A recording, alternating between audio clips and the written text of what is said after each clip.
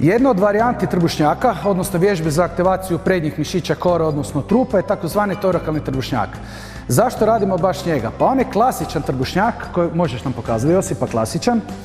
Ovo smo svi učili u osnovnoj školi, međutim on nekim ljudima može biti pod jedan pretežak, a pogotovo ako imate više kilograma manjak snage, a s druge strane može biti malo invazivan na kralježnicu, na mišiće donjeg dijela leđa.